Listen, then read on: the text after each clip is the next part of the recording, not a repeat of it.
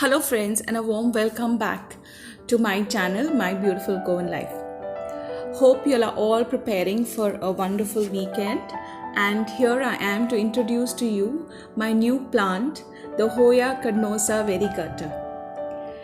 I chanced upon this plant about 15 days back, and I was closely observing this plant. The very basic reason why was because I never had a Hoya in my collection, and having a Hoya is like you have to really be careful with this plant. However, over this period of few days, I have managed to understand its requirement, and here I am to share them with you. I place this Hoya at a spot where it gets the morning indirect sunlight, and it is doing quite well. I have noticed because of this tiny leaf that has come from the plant. Now, when I'm saying it is getting the morning indirect sun, it does not mean that I have kept it behind a window or it's getting this filtered light. What I'm trying to say here is I have kept it amongst the plants, which is the other plants are like hiding the direct sun falling onto these leaves. However, I have also read and noticed that you cannot keep a Hoya in a very dark corner where it does not get enough light, as its leaves would just drop off because of lack of sunlight. With regards to the watering, what I have done is I have waited for the soil to completely dry out and then water it. So when I'm watering after the dry out is I'm watering it completely till the water is dripping from the drainage hole. Then the next watering would be only when the soil gets dry again.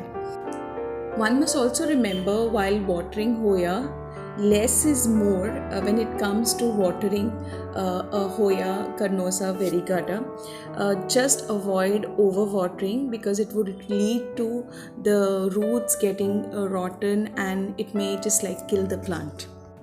With regards to the soil or the potting mixture for this plant, I have taken a mixture which would drain out the water really quickly.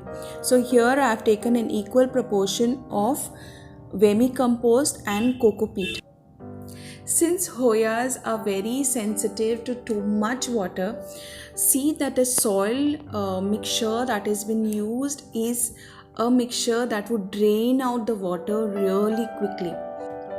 This plant gives lovely flowers as a bunch of small flowers together, and it looks lovely and beautiful. Of course, my plant is going to take a lot of time to give me flowers, but I will insert a picture of flowers here so that you get an idea how pretty and lovely they are. Of all the varieties of Hoya that are around and then which are sold as house plants, it is found that Hoya carnosa, the unvariegated variety, and the variegated variety are very easy to care for. So the moment you are kind of successful of keeping this Hoya alive, you can move on to other varieties which require intense care for its growth.